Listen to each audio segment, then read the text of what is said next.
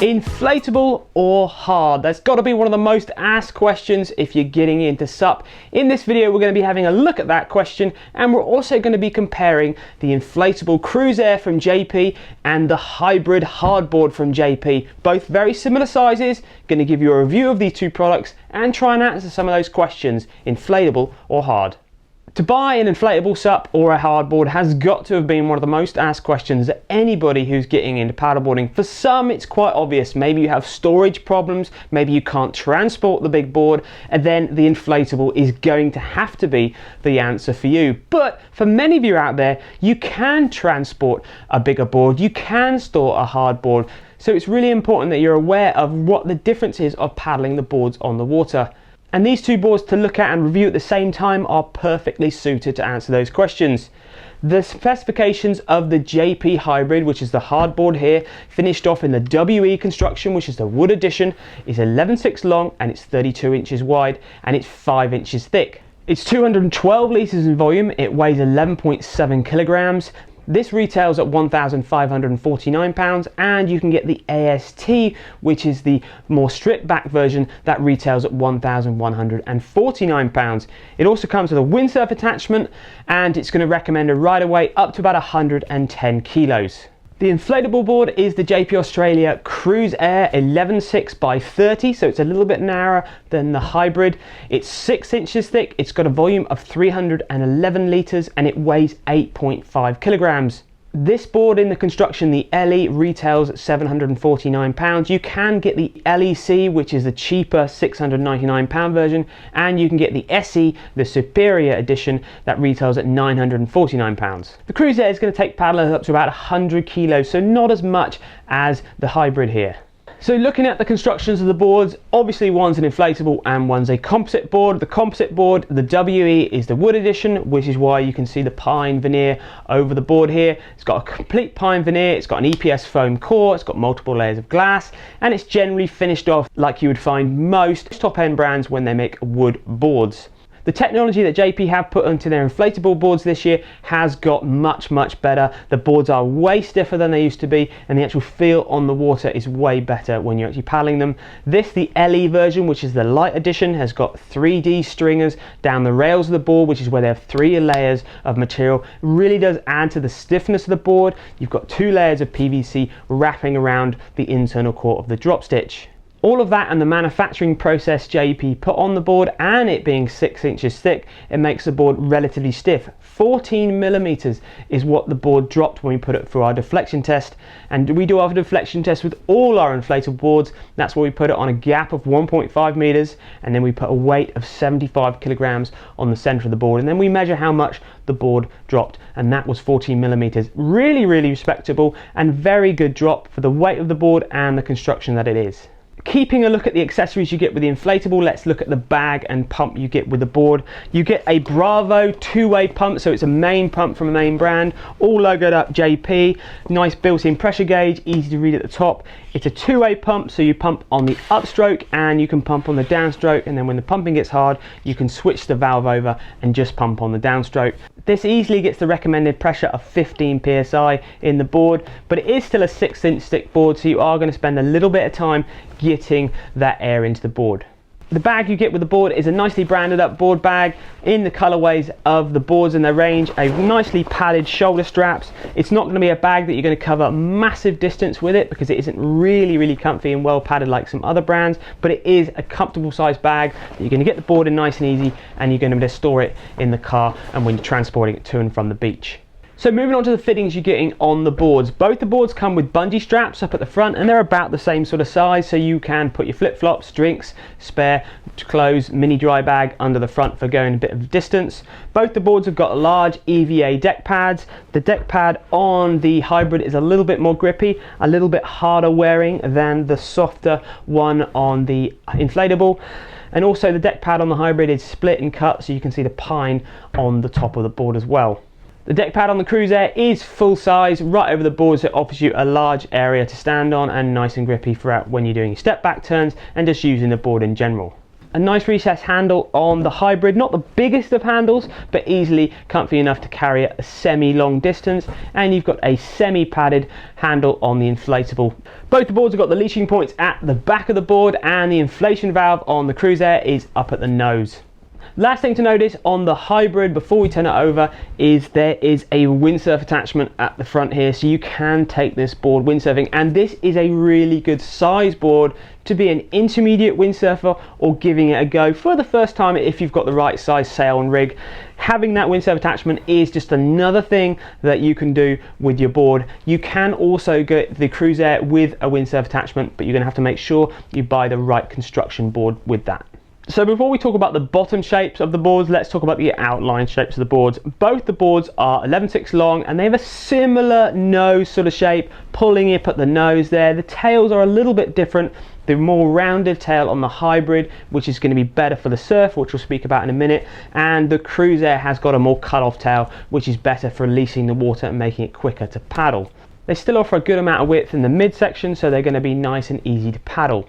So now talking a bit more about the board shape, not the outline shape, talking about the rails and the bottom shape of the board. Now this is where, when it comes to an inflatable versus a hardboard, everything changes.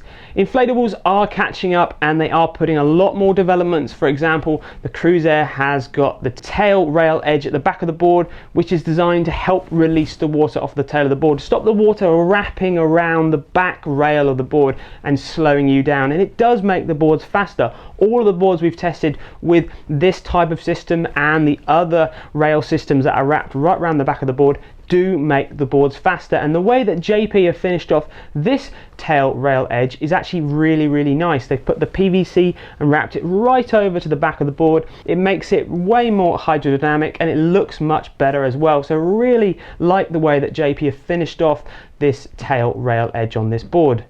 But apart from the JP CrusiAir having a little bit of nose rocker so you can paddle in chop quite easily, that is where the shape sort of stops when it comes to iSUPs.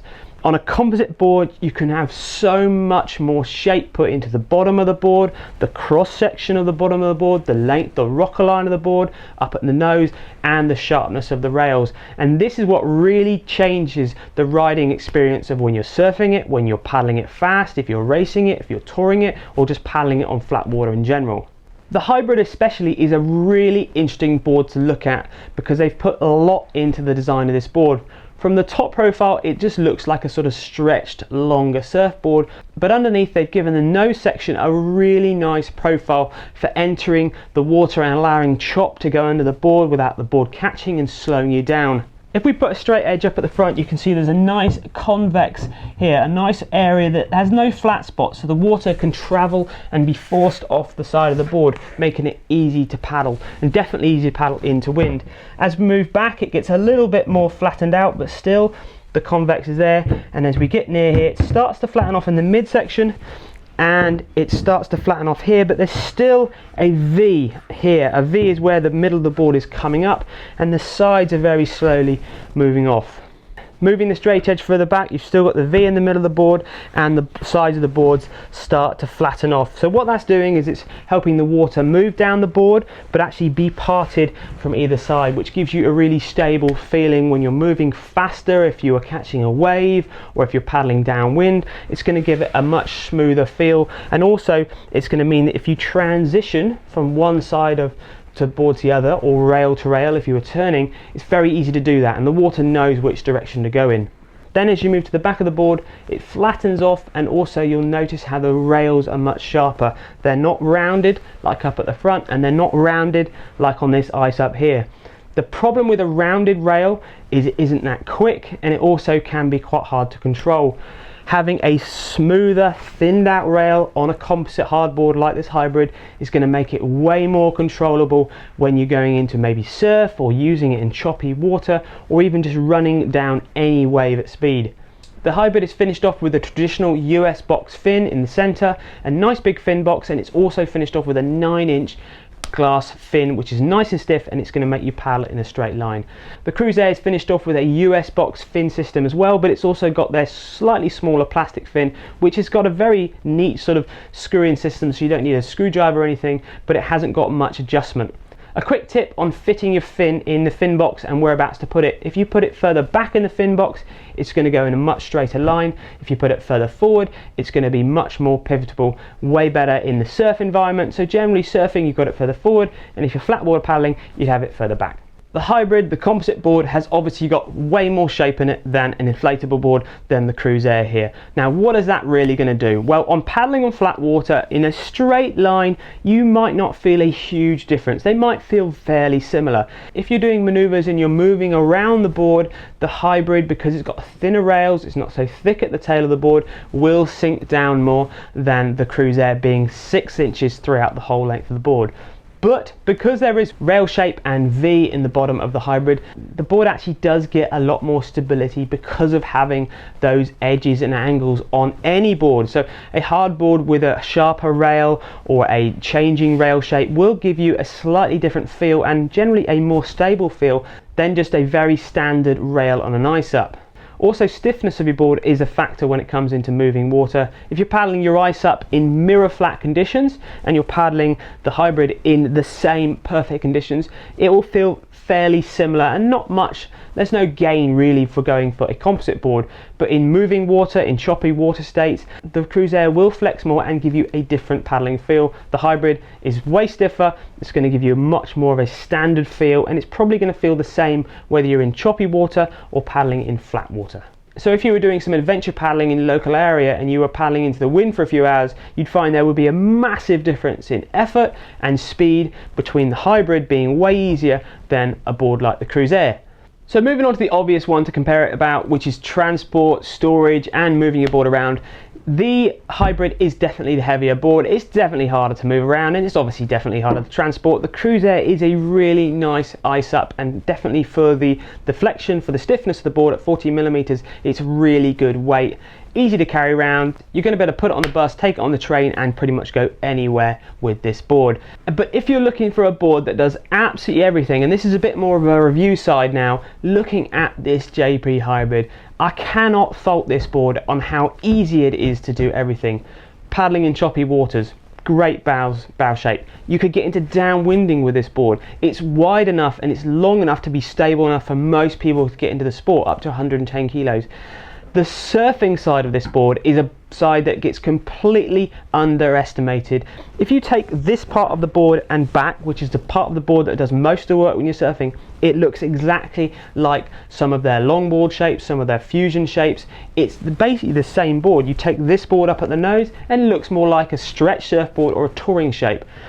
What they have created here, this board has been around for a few years now, and it is such an understated shape, this board. If you are looking at getting into lots of things when you're paddleboarding, you're trying to maybe get into loads of facets of the sport, maybe give things a go, and you can store and transport your board, this JP hybrid is a very good board to look at, and I'm really urging you, if you think this board ticks your boxes, then this is a board you need to go and have a demo on, because it's so easy to paddle and it's just so much fun to use in all conditions. The surfing is a right laugh on this board. You can catch knee-high waves, you could learn to surf on this board, you could come from being a complete beginner into paddling on this board. This board really is a one-stop shop of a board and you can do everything on it. Now, as you can tell, I am pretty excited about the hybrid and I've been wanting to get on it for a few years, and it really does do everything that I wanted it to do and more, because you can windsurf it as well. So it's a great family-based board. You can better push the limits on a little bit. You are going to go and do way more than you would be with an iSUP, except maybe if you want to do and tour and do some touring and catch the bus and catch the train. That's obviously where the iSUP is going to win hands down again. The weight difference is a bit of a problem for the composite boards. iSUPs are phenomenally light, 8.5 kilos for that CrusiAir compared to 11.5 something. So there is a big weight difference, and you will notice that if you're carrying them around. But as soon as you get on the water, you'll be glad that you have got a composite board. So to give you a sort of summary on iSUPs versus hard boards and looking at the hybrid and the CrusiAir, well, you know I like the hybrid. If you can store it and you can transport it and you can afford it, because it's a little bit more, it is a beautiful board and you will thank me for it, telling you to go for this over an inflatable. But if you can't store it and you need a transport, you've got transport issues, then the inflatable is going to have to be the board. It is a compromise, there's no doubt there is a compromise when buying a hard versus inflatable, and you've got to be aware of that. There is a big difference. The CrusiAir LE is a good value price point, £749. They do a cheaper one, but that's £699. I would definitely pay the extra 50. I probably wouldn't go up to the SE because it's a little bit more money, and I think the LE is such an outstanding board. The value for money compared to the hybrid, in the wood edition it is, you know, £600-700 more expensive, but they also do an AST which is £1,149. So then you're dealing with maybe £300 difference, which I think if you can afford it and you can store it, definitely again go for the composite board. So there we go, a bit of a different SUPboarder video this time, a bit of a review, comparison, and trying to highlight some of the things you're going to have to think about when you're going to be buying and thinking about buying an inflatable board or a hard board. There's a big difference between the two. The best thing you can do is try and paddle an inflatable board and a hard board, and you will soon find out that for yourself. So go check out SUPboarder Mag. If you haven't seen this video on there, please do the reader survey, answer the questions. If you like the products, how could the products have been improved for next year? Maybe you have these boards already. We'd love to hear your feedback. Also check out SUPboarder Pro. There's loads more content on there, techniques, loads of stuff that you don't see on YouTube, so check that out. But until next time, subscribe to YouTube, give it a like if you like this video, and thank you very much for watching.